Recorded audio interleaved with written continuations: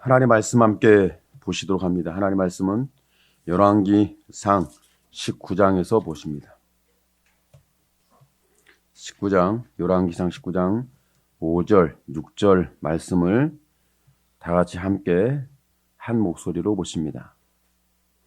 오렘나무 아래 누워 자더니 천사가 어루만지며 이르되 일어나서 먹으라 하는지라 본즉 머리맡에 숯불에 구운 떡과 한 병 물이 있더라. 이에 먹고 마시고 다시 누웠더니 아멘.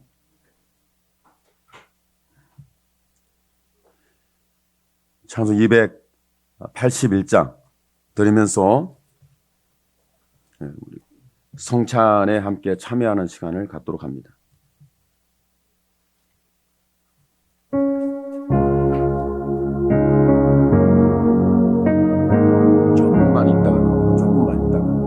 집사님, 조금만 있다가 제가 나오라고 하실 때 나오세요.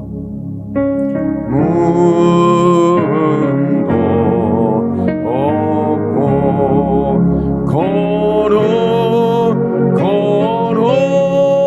거룩하신 하나님의 어린 양이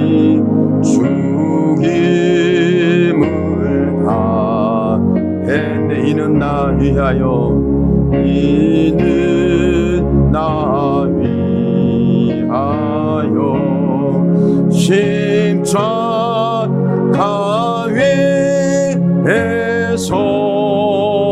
못 박혀서 깨뜨리신 주님의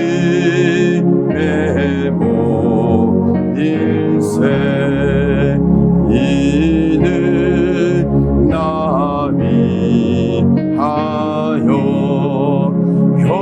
형벌을 받으사 중화진예 대신 흘린 주의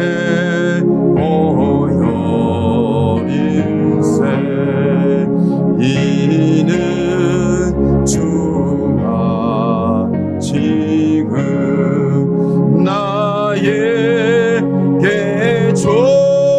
주시는 영생하는 양식이요 마시는 자. 예수께서 찬송해 주시고 장로님과 집사님 나와주세요.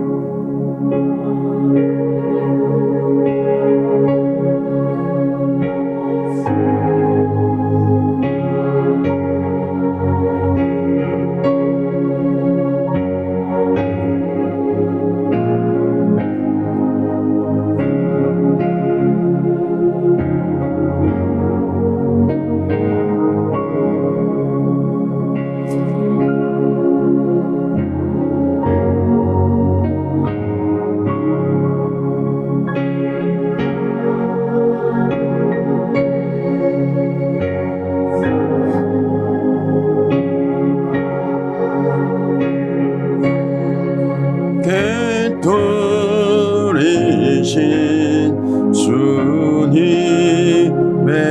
몸. 계속 묵상해 주시면서 성찬 분명과 분잔을 나누도록 합니다. 묵상해 주세요. 내가 너에게 전한 것은 주께 받은 것이니 곧 주 예수께서 잡히던 밤에 떡을 가지사 축사하시고 떼어 가라사대 이것은 너희를 위하는 내 몸이니 이것을 행하여 나를 기념하라 하시고 식후에 또한 이와 같이 잔을 가지시고 가라사대 이 잔은 내 피로 세운 새 언약이니 이것을 행하여 마실 때마다 나를 기념하라 하셨으니 너희가 이 떡을 먹으며 이 잔을 마실 때마다 주의 죽으심을 오실 때까지 전하는 것이니라.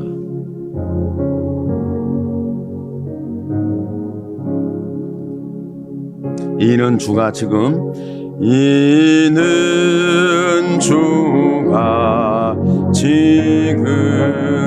나에게 주시는 영생하는 양식이요 마시는 잔이 심히 사모하는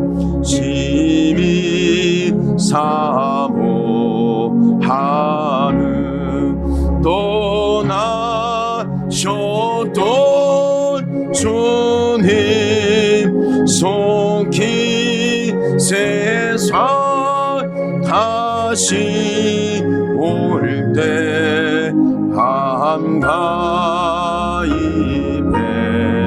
뵙겠네. 우리 그때까지 십자가를 지고 주의 자비함과 은혜 널리 전하세. 우리 그때까지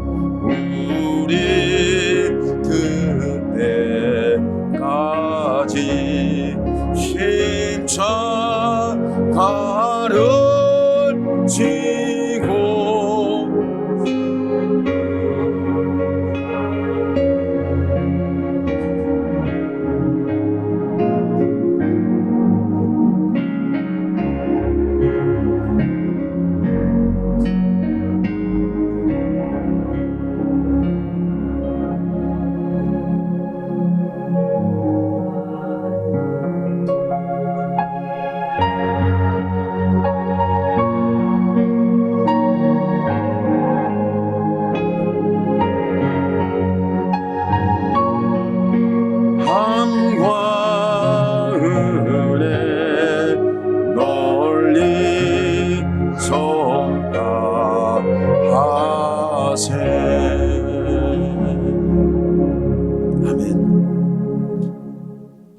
오늘 말씀에 보면은 사람이 목적이 있습니다.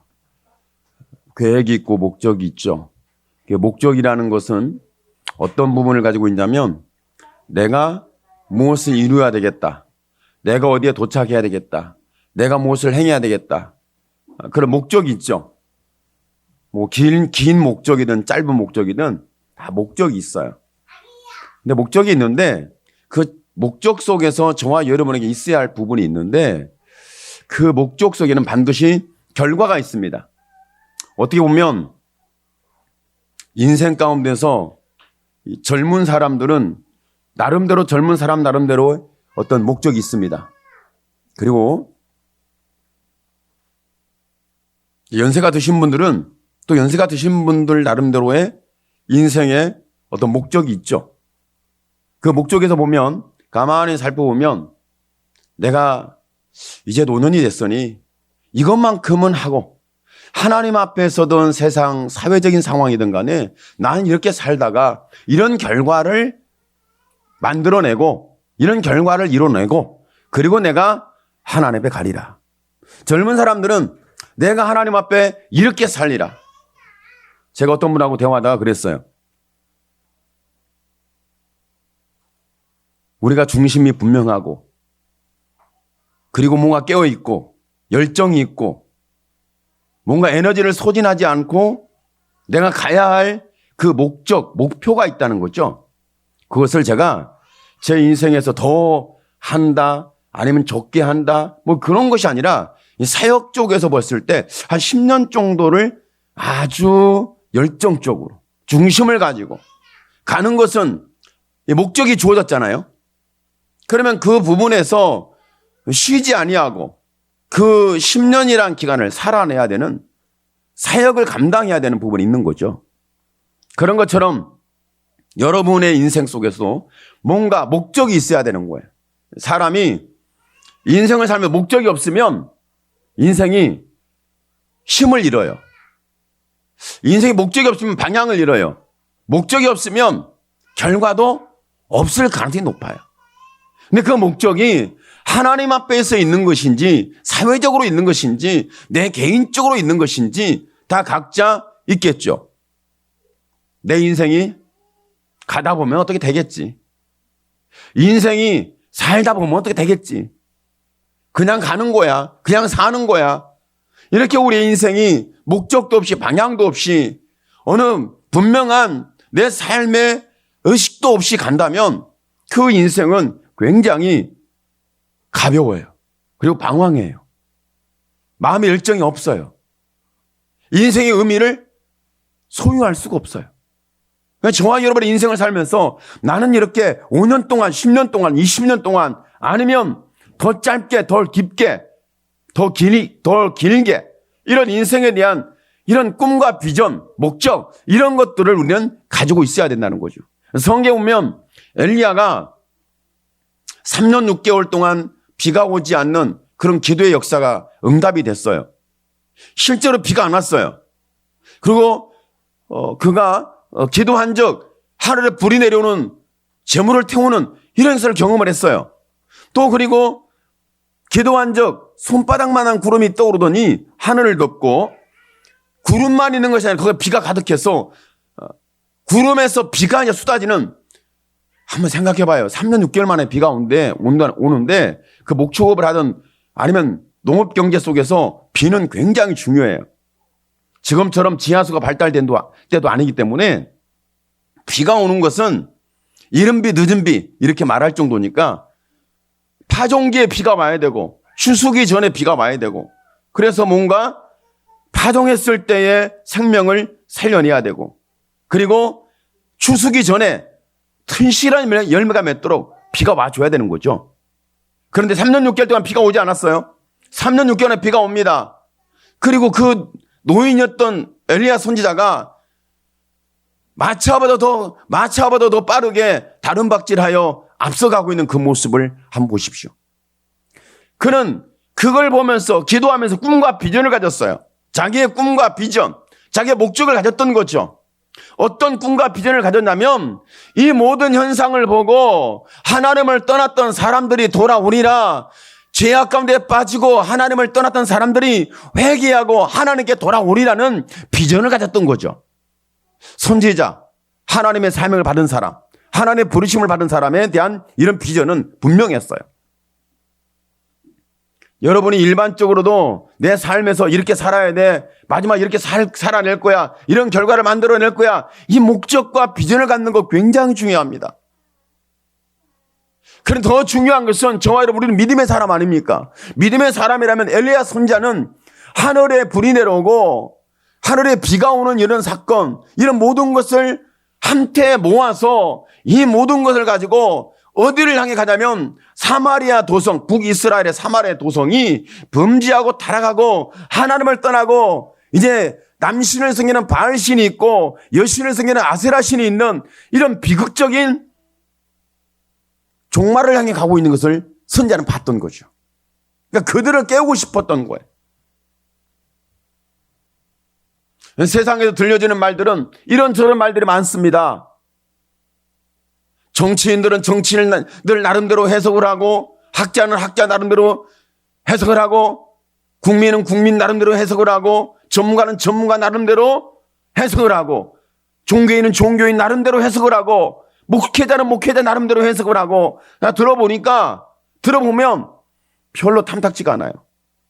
왜 탐탁지가 않냐면 들어보면 미래가 없어요. 꿈이 없어요. 비전이 없어요. 뭐만 있어요? 비판만 있어요.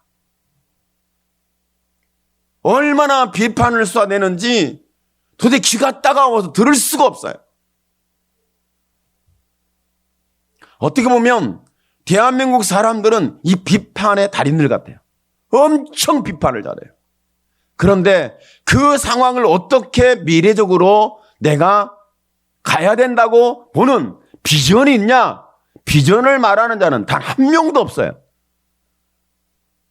심지어는 목회자들까지라도 이런 모든 사회적인 고통과 아픔에 대해서 비전을 제시하잖아요. 여러분은 사회적 비판에 비판할 줄 알기를 축복합니다. 사회적 비판에 거기에 귀가, 마음이, 인생이 망가지지 않기를 축복합니다. 사회에서 하는 소리가 이세벨 소리와 같습니다.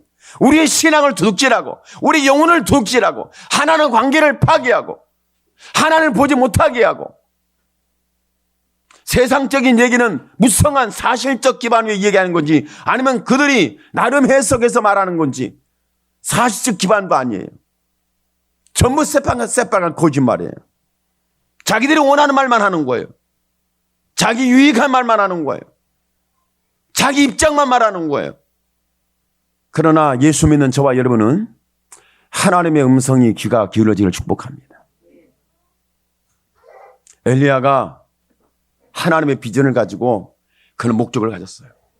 이 북이스라엘 사마리아 도성이 하나님을 떠나고 우상이 들어와서 남신을 섬기고 여신을 섬기는 이런 우상 숭배로 선지자가 850명이었으니 이 사마리아 성은 얼마나 변질되고 타락하고 죄악으로 말미암아 어두워졌는지를 이미 사마리아 성을 통해 보여주고 있는 거예요. 이 사마리아 성을 보면은 엘리야 선지자의 가슴이 타들어갔던 거예요. 사마리아 성을 보면 너무 마음이 아파서 어떻게 감당할 수가 없었던 거예요. 사마리아 성을 보면 하나님이 계시지 않고 우상을 섬기고 죄악이 무성하고 어두고 캄캄해서 도대체 여기서 비전을 볼 수가 없었던 거죠. 그들은 하나님께 무릎 꿇지 않습니다. 하나님을 기도하지 않습니다. 하나님을 찾지 않습니다. 하나님의 말씀에 귀를 기울이지 않습니다. 누구의 말에 모든 사람들이 숨을 죽이고 자기가 예수 믿는 하나님의 사람이라는 사실에 대해서도 감춰버리고 포장해버리고 웃는 자가 되고 도망자가 되고 드러나지 않는 감춰진 자가 됐지 않습니까? 이런 상황이 지금 된 거예요. 그래 엘리야가 그것을 보고 너무 마음이 아팠던 거예요. 오늘 여러분은 세상을 보고 애통해하는 마음을 갖기를 축복합니다. 저는 가만히 보면 그래요. 지금 우리 대한민국은 거의 역사상 정치인들을 통해서 우리는 비전을 듣고 비전의 감동을 받는 역사상 없었어요. 우리나라 역사상 없었다고. 누가 비전을 제시했을까요? 누가? 우리가 하나님을 믿었던, 하나님을 알았던, 하나님을 만난 사람들이 예언을 하고 비전을 말하고 하나님 나라를 외치고 복음을 외치면서 우리는 비전의 역사를 이루어갔던 거예요. 교회가 그런 역사를 이루어오다가 지금은 교회가 세상에 비전을 제시하는 게 아니에요. 세상의 비판에 화살을 받고 씨름하고 신음하고 고통하고 거의 힘을 잃어서 이렇게 교회가 연명하다가 우리의 신앙이 연명되다가 마침내 교회가 문을 닫고 마침내 우리의 신앙이 이미 도둑질 당하고 영혼을 빼앗기고 복음을 잃어버리고 하나님의 존재를 잃어버리는 이런 비극적인 역사가 먼 미래에 있는 것이 아니라 저와 여러분 우리가 생존에 있는 때에 올 거라는 거예요. 목사님 교회 건물이 너무 잘 지어졌어요. 우리는 건물 시대 끝났다니까요. 건물 시대 건물 잘 지어졌으니까 괜찮지 않겠어요? 제가 오늘 목사님하고 대화를 하는데 목사님 하신 말씀이 뭐라고 하냐면 목사님 요한계시록 종말론을 외치던 목회자와 목회자들이 많이 모였는데 절반이 안 모여요. 절반이 교회를 닫았어요. 아니 종말론을 외치는 사람들이 요한계시를 말하는 사람들이 어떻게 해서 반절 정도가 사역을 그만두고 교회가 문이 닫혔다. 이런 말을 들으면 실로 우리는 지금 하나님의 비전이 우리를 이끌고 가는 것이 아니라 비전을 잃어버린 시대예요. 삶의 목적이 없어요. 왜 예수 믿으세요? 모르겠는데요. 왜 신앙생활 하세요? 모르는데요. 오늘 왜 예배 드리세요? 모르겠는데요. 저와 여러분이 이 신앙생활을 하면서 보면 이스라엘의 절기가 있는데 이스라엘 절기가 봄 추수기를 맥추절이라고 그러고요. 가을 추수기를 수장절이라고 그래요. 추수감사는 아메리칸 대륙을 발견한 사람들이 농사짓고 만들어낸 이야기고 이 정도로 역사적으로 우리는 봐야죠.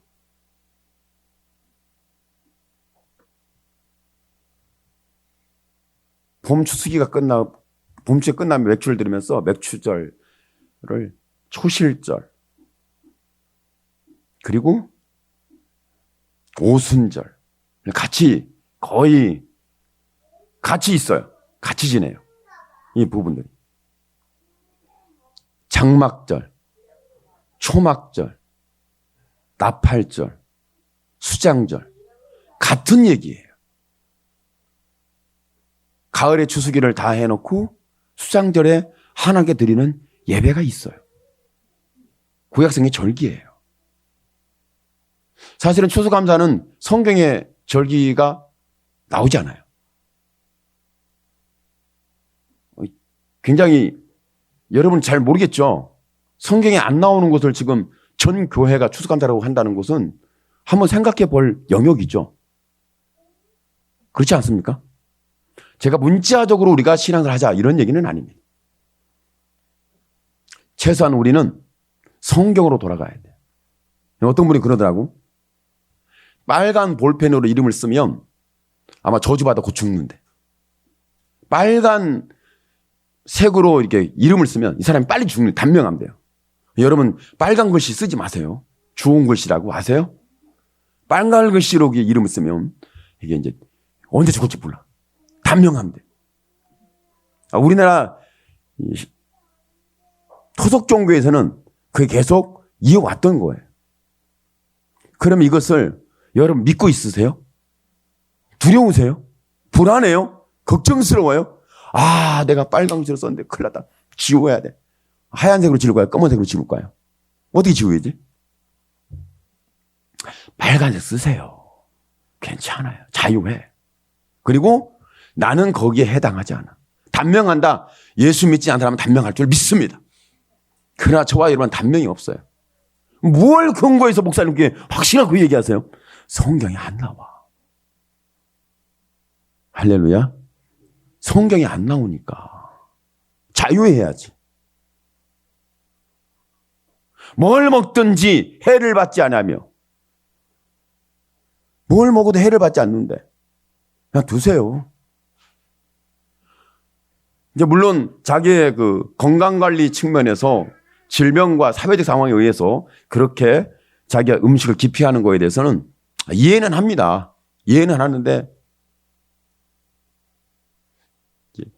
여러분이 신앙을 하는 사람들이 좀 이거 구분하고 먹는 것은 뭐 별로. 그런데 내가 평생이 얼마나 가난해서 동태탕만 먹었나. 나 동태탕 안 먹어. 죽어도 안 먹어. 그럼 죽어야죠. 할렐루야. 난 콩나물은 죽어도 안 먹어. 그럼 죽어야죠. 나는 매운탕은 비린내가 절대 못 먹어. 먹지 마요. 저와 여러분은 매운탕을 내가 먹기가 좀 거북스러워도 먹고 순대 국이 맛있으면 먹고 뭐만 먹자면 알코올만 먹지 마. 다른 건 다 먹어요. 그냥 먹으라는 걸 안 먹고 먹지 말라는 건 꼭 먹어요. 참 신기하죠. 먹으라는 걸 안 먹습니다. 먹지 말라는 건 꼭 먹습니다. 어젯밤에 술 먹으신 분들, 알코올을 투여하신 분들, 혹시 알코올이 아닌 좀 진한 거, 알코올보다 진한 게 뭔지 아세요? 큰일 납니다. 독주? 아니요. 마약입니다. 알코올보다 정신적으로 자기 절제할 수 없고 한 번 투여하면 인생 끝나는 거. 마약이에요. 요즘 20대가 술에 중독된 알코올 중독자가 20대에 많대요.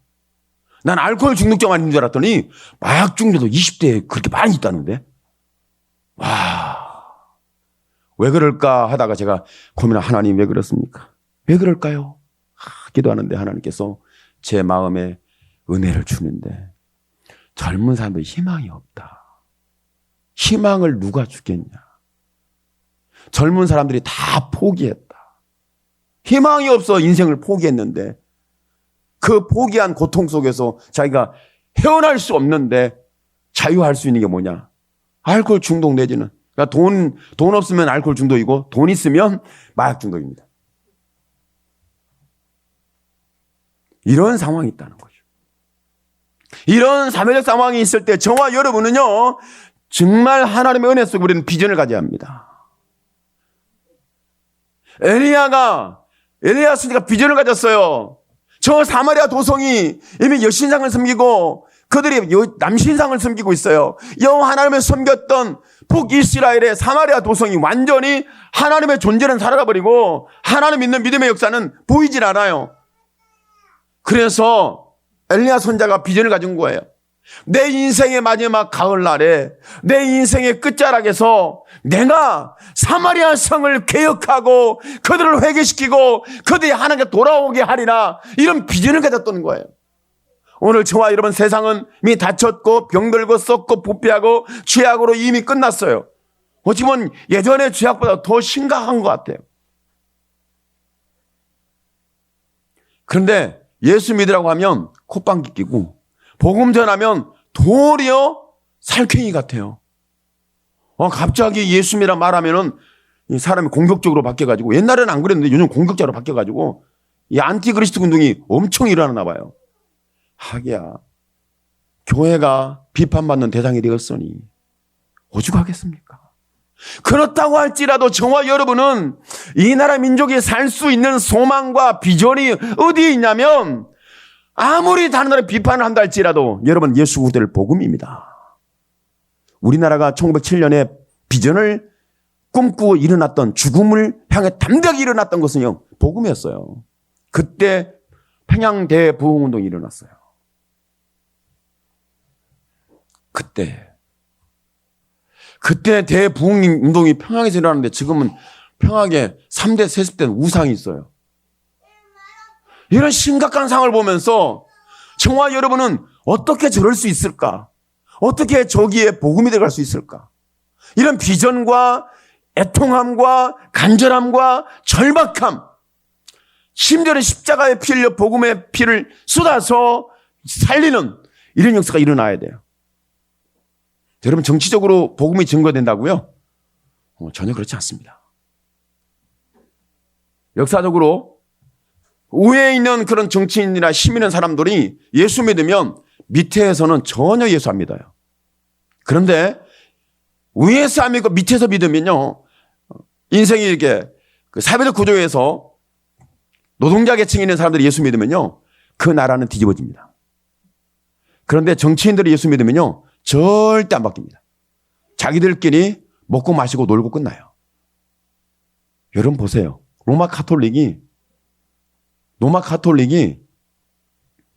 아메리칸 대륙에 갔는데 가가지고 자기들끼리는 신앙을 잘해요. 하부에 예수 믿는 그들의 복음을 전할 수가 없어요.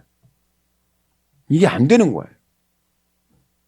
자기의 신분을 지키고 자기의 지위를 지키고 자기의 모든 기득권을 지키려고 종교를 이용하는 이런 상황밖에 안 되거든요. 그런데 예수 믿는 저 노동자 계층에 있던 저와 여러분같이 저 밑에서 아이고 힘들어 죽겠어요 하는 사람들은 절박하니까 예수 믿는 거예요. 내가 예수 안 믿으면 희망이 없으니까 예수 믿는 거예요. 저와 여러분 이렇게 비전을 좀 가지세요. 사마리아 도성을 어떻게 하든지 하나님 여호와 앞에 돌아오게 하겠다는, 회개해야 된다는, 하나님을 믿는 믿음을 다시 회복해야 된다는 열정을 가지고 자기의 인생을 불사르겠다고 엘리야 선지자가 힘을 모으고 중심을 가지고 자기 일어나는 모든 사건을 가지고 이렇게 사마리아 도성을 갔는데, 사마리아 도성에는 아무도 귀를 기울여 받아주는 존재가 없었던 거예요. 거기에 완전히 박살나고 깨진 사람이 누구냐면 엘리야 선지자예요. 그래서 그는 노랫나무 아래서, 어떻게 보면요, 엘리야 선지자는 사람들에게 실망한 게 아니라 하나님께 실망한 거예요. 낙심한 거예요. 왜 하나님 내 마음을 몰라줍니까? 내가 내 잘 먹고 잘 살자고 했습니까? 내 안전을 요구했습니까? 내 미래 비전을 말했습니까? 하나님의 비전을 말하고 저들이 하나님께 돌아오고 회개하고 이제는 죄를 버리고 여호와 하나님을 믿는 믿음이 다시 부흥의 시기를 맞이해서 돌아오기를 원하는, 자기의 인생의 마지막 인생의 가을날 끝자락에서 하나님의 복음의 역사가 강력하게 일어나기를 원했던 엘리야 선지자예요. 이것이 깨지니까 감당할 수가 없는 거예요. 여러분 기도하세요. 여러분 기도해야 합니다. 여러분 정말 기도해야 돼요. 왜 여러분이 기도해야 되냐면, 기도해야 하는 이유가 여러 가지 있겠지만, 제가 낙심하면 어떻게 되겠어요? 제가 낙심하고 좌절하고 제가 모든 걸 포기해버리면 어떻게 되겠어요? 여러분의 신앙은 큰일 납니다.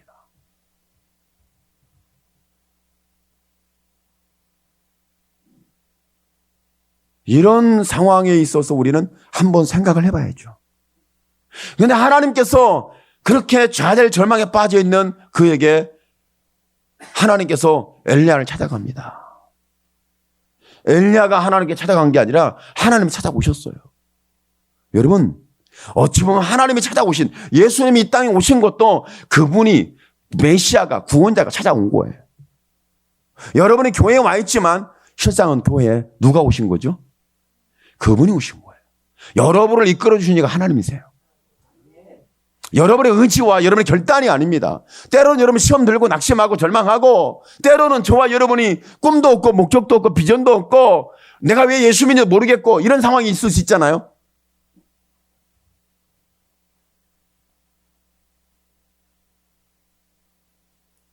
그러니까 어제 사모님이 저하고 대화를 하다가, 주일학교 말씀 때문에 이렇게 대화를 하다가 저한테 한 말이 있어요. 그 말이 들으니까 이게 믿음의 소리인 것 같기도 하고 아닌 것 같기도 하고, 저도 혼돈스러우니까 여러분이 듣고 판단을 하세요. 저도 혼돈스러워. 뭐라고 그러냐면, 목사님이 하나님 앞에 가까이 가지 않고 기도하지 않으면 아마 자기가 목사님을 가만뒀을 거래. 이게 맞는 소리 같기도 하고 아닌 것 같기도 하고, 이게 무슨 소리인지 모르겠는데 하여간 한 소리만 들리는 거야. 하나님께 가까이 가 계세요. 그 소리잖아요. 오늘 여러분도 하나님께 가기를 축복합니다. 지금 저와 여러분은 그래요. 여러분의 인생에서 마지막에 하나님, 내가 계획한 것이 무너지고 좌절되고 절망이 되고 목적이 깨졌어요. 자기 비전이 사라졌어요. 엘리야가 그랬어요. 사마리아 도성이 회개하고 돌아오고 하나님의 은혜가 막 충만히 회복이 되니 안 된 거예요. 거기에 상처를 받고 거기에 낙심한 거 아니겠습니까? 오늘 저와 여러분은 뭐 때문에 낙심합니까? 뭐 때문에 절망했습니까? 교회가 부흥이 안 되고 영혼들이 뜨겁게 믿음이 일어나지 않냐고, 말씀에 반응이 없고 하나님 관계가 어색해지는 이런 상황 때문에 우리가 애통해 하는지 봐야 되는 거죠. 내가 지금 먹고 마시는 것 때문에 애통해 한다. 사람들은 그게 분명히 맞습니다. 맞아요. 맞는데 먹고 마시는 것 때문에 마음에 상처받는 게 맞아요. 왜? 누구는 고기 먹고 누구는 고기가 어디 있어요. 물 마시고 살고. 그러면 얼마나 상처가 되겠어요. 먹고 마시는 것 때문에 상처가 되죠. 있을 수 있습니다. 그런데 내가, 여러분 하박국 선지자 한 말씀이 너무 귀해요. 외양간에 송아지가 없고 밭에 소출이 없어도 나는 여호와를 인하여 기뻐하리로다. 여호와께 감사하리로다. 여러분 그래요? 여러분 정말 먹을 것이 없고 입을 것이 없고 마실 물이 없고 내가 파종할 밭이 없고 내가 거둬들일 곡식이 없어. 그때도 저는 감사로 하나님께 제사를 드리나요? 오늘 여러분의 마음속에 사마라 도성같이 꽉 닫혀서 이미 우상 숭배에 빠진 저와 여러분의 심령과 우리의 인생의 목적 속에 다시 한번 하나님의 비전이 들어오기를 축복합니다. 갈보리 십자가 피 흘린 예수님의 피가 다시 쏟아져서 그 은혜가 우리의 마음을 자유케 하고 먹고 마시는 것, 내 외양간에 송아지가 없고 내 창고에 곡식이 없고 이렇다 할지라도 추수할 곡물이 없다 할지라도 내가 하나님을 인하여 내가 여호와를 인하여 찬송하리고 기뻐하고 감사하리로다. 이런 은혜가 오늘 저와 여러분이 회복되기를 축복합니다. 아멘. 여러분은 지금 무엇의 인생에 목적을 두고 꿈과 비전을 가지고 있습니까? 제가 오늘 이번에 추수가 이제 수장절 감사 예배를 드리게 되면서 감사를 계속 해야 되나 말아야 되나 예배를 준비하는데 해야 할 것 같아요. 왜 해야 할 것 같냐면 이번에 여러분이 추수감사 때 잘 드셔야 된대요. 떡도 있고 과일도 있고 고기도 있어요. 뭐 고기를 막 구워준대. 제가 보니까 전문가 같아. 보니까 바베큐를 하는데 저는 그렇게 할 거라 난 상상도 못해. 전문가 같아요. 그래가지고 전문가는 그건 뭐 좋은 게 아니야. 그보다 더 좋은 게 뭐냐면 아니 어제 와서 막 준비 막 갖다 놓고 그리고 또 오늘 예배를 오는데 한 번도 이런 적이 없는 것 같아. 예배를 가장 먼저 와가지고 가만있어 봐. 한 2시간 전에 왔어요. 막 준비를 해. 그걸 보면서 이 수장절 감사 예배를 매주 해야 되겠다. 이런 마음이. 목적이 뭐냐면 하나님 앞에 올 수 있다면 하나님 앞에 자기가 마음이 설 수 있다면 하나님 앞에라는 자기의 신앙이 세워질 수만 있다면 그렇게 할 수만 있으면 하면 좋겠다. 그래서 좀 이런 생각도 해요. 이런 이제 연세 드신 분들이 좀 마음이 상하고 속상하고 그렇다고 해서 연세 들면 안 하냐? 다 해. 안 보이는데 다 하시더라고 보니까. 그런데 연세 안 드신 분들이 이제 그 수장절 감사 예배 때도 와가지고 좀 이렇게 적극적으로 참여도 하고 주도도 하고 북적거리게 만들고 그러면 교회가 부흥될 것 같아요. 이해가 안 되세요? 저 혼자만 기쁘고 좋아서 하나님이 이렇게도 은혜를 주시는구나. 수장절 감사가 너무 좋다. 할렐루야. 그러니까 저와 여러분 이렇게 하나님의 사랑이 우리한테 들어왔을 때 낙심하고 절망하고 좌절하고 노뎀나무 아래 있는데 여러분 저와 여러분 노뎀나무 아래 있겠습니까? 아니에요. 저와 여러분 이제는 노뎀나무 아래 가는 것이 아니라 이제는 우리는 십자가 아래 가야 됩니다. 엘리야 시대는 예수님의 십자가가 없었어요. 노뎀나무 아래 갔지만 저와 여러분은 내가 죄짓고 타락하고 아니면 절망하고 낙심하고 하나는 그럴 수 있습니까? 내 마음도 몰라주고 내가 어떤 비전을 갖고 있는 줄 아세요? 내가 하나님을 위해서 비전 가졌고요. 믿음의 비전을 가졌고요. 내가 저 수많은 사람들이 하나님께 돌아오기를 바라는 이런 비전을 가졌어요. 그런데 지금 이런 상황이 된단 말입니까? 이런 상황이 된단 말입니까? 그렇다 할지라도 저와 여러분이 이렇게 세상에 어떤 비판의 소리를 듣고 우리를 공격하는 소리를 듣고 우리의 비전을 파괴시키고 우리의 믿음을 혼돈을 주고 저와 여러분이 이 길을 가는 게 맞는가 틀리는가 잘 모르겠다. 이런 굉장히 암흑기를 주는 공백기를 주는 이런 상황이 있을 때 누가 오셨냐면 예수님이 오셨습니다. 그리고 예수님 오셔서 우리에게 가장 독보적으로 증가한 것이 하나님의 사랑을 표현했는데 그 표현이 예수님의 십자가입니다. 여러분 십자가가 아무것도 아닌 것처럼 마치 그게 맞나는 모르겠는데 어느 분이 그러시더라고. 십자가 이렇게 나무 십자가 목걸이를 걸고 다니시더라고. 그리고 왜 걸고 다니세요? 안 물어봤는데 자기가 얘기를 해. 이 십자가를 걸고 다니면 단단히 보이기 위해서 십자가를 걸고 다니는 게 아니라 예수님이 십자가를 걸고 다니면 자기 마음이 딱 청소가 된대요. 맞는 것 같기도 하고 아닌 것 같기도 하고 내가 명확하지가 않아요. 저와 여러분은 노뎀나무 아래를 가지 말고 십자가 앞에 가세요. 낙심하더라도 절망하더라도 상처를 받더라도 고통하더라도 애통하더라도 비전이 사라졌고 내 목적이 깨졌다 할지라도 십자가 앞에 나가세요. 거기에서 어찌 보면 제자들이 참 예수님을 다 떠났잖아요. 그런데 그들이 다시 비전을 가져야 되는데 비전을 갖지 않아요. 가질 수가 없어요. 이미 예수님의 존재를 믿었고 따라왔는데 그분이 존재가 사라졌잖아요. 십자가 죽었잖아요. 그러니까 그들은 다시 예수님 십자가를 찾을 수가 없어요. 그런데 예수님이 오셨을 때, 부활하신 예수님 오셨을 때 뭐 들고 왔을까요? 예수님이 십자가 들고 왔어요. 내가 죽었다. 그러나 죽음으로 끝나지 않았다. 내가 살아났다. 이걸 보여줬잖아요. 그러니까 저와 여러분이 내가 지금 하나님을 향하여 목적과 꿈과 비전을 가졌는데 되더라 안 되더라 맞다 틀리다 그럴 수 있냐 없냐 도와준 자 있다 없다 알아둔 자 있다 없다 이건 중요하지 않아요. 저와 여러분 내가 이렇게 하나님의 중심이 세워지면 하나님은 엘리야에게 낙심한 그에게 찾아오신 것처럼 반드시 저와 여러분이 오십니다. 그리고 하나님께서 갓 구운 숯불에 구운 떡을 먹였고 여러분 물 한 병을 먹였다고 성경 말씀에 일어나라. 어루만지면서 깨우면서 먹고 마셔라. 그러니까 하나님이 성경 보니까 일어나라 깨어나라 하면서 깨워가지고 야 내 말에 귀를 기울여라. 내가 약속이 있다. 내 비전이 있다. 이걸 말한 게 아니에요. 오늘 엘리야에게 와서 엘리야야 그냥 떡 좀 먹어라. 물 좀 마셔라. 할렐루야. 오늘 저와 여러분이 이렇게 이야기하세요. 다른 분에게 예수 믿으세요. 교회 오세요. 교회 오라고 하지 마. 예수 믿으라고도 말하지 마세요. 목사님 그럼 어떻게 해요? 여러분 예수 믿으라고 하지 마요. 교회 오라고 하지 마요. 그냥 떡 먹어라.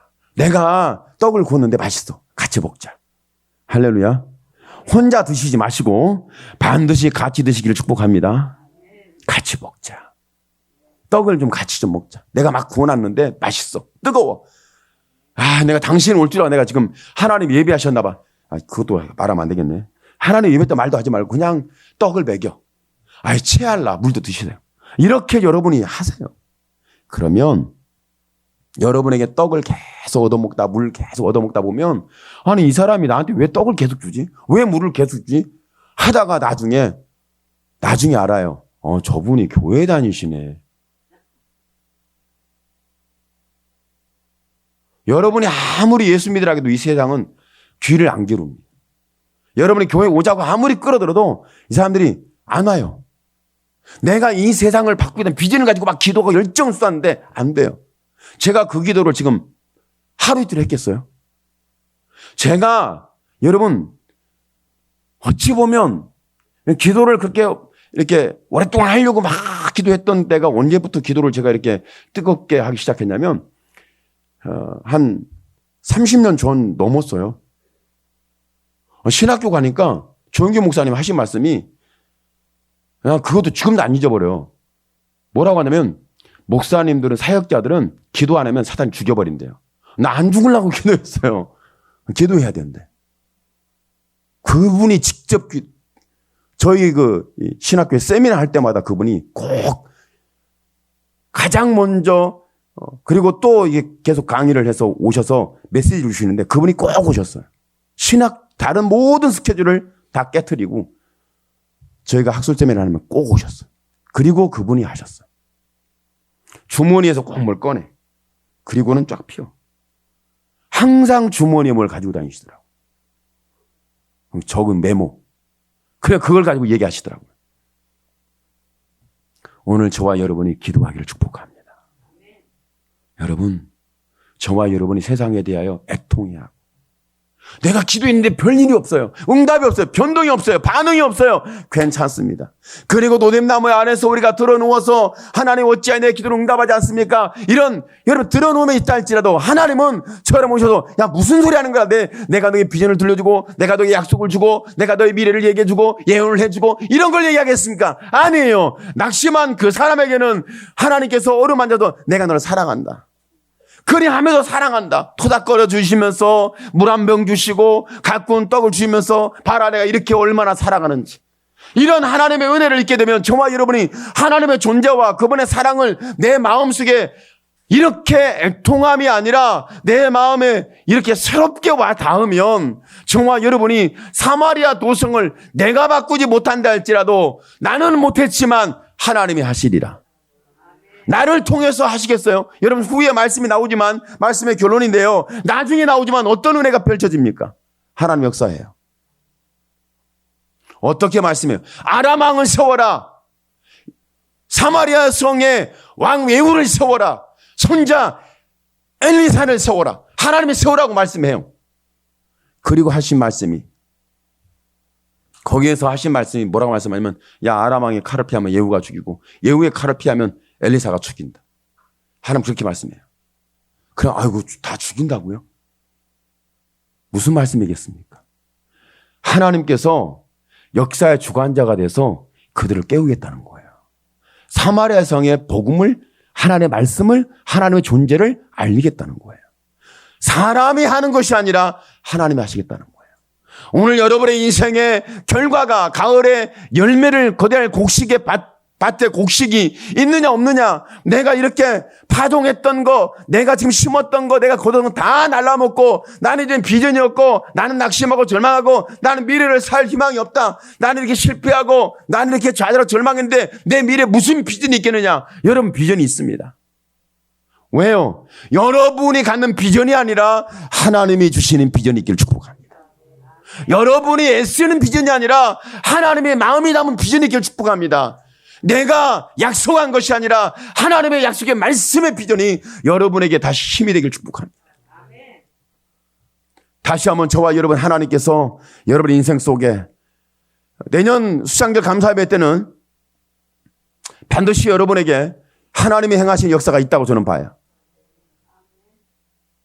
제가 지금 말씀을 묵상하면서 성탄절 예배 말씀이 묵상되고 있고 지금 송구영신의 말씀이 묵상되고 있어요. 막 은혜가 돼요.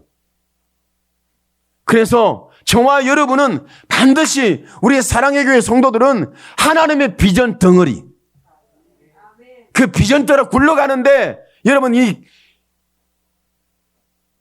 보리떡 하나가 굴러가는데 보니까 어마어마하게 커져가지고요.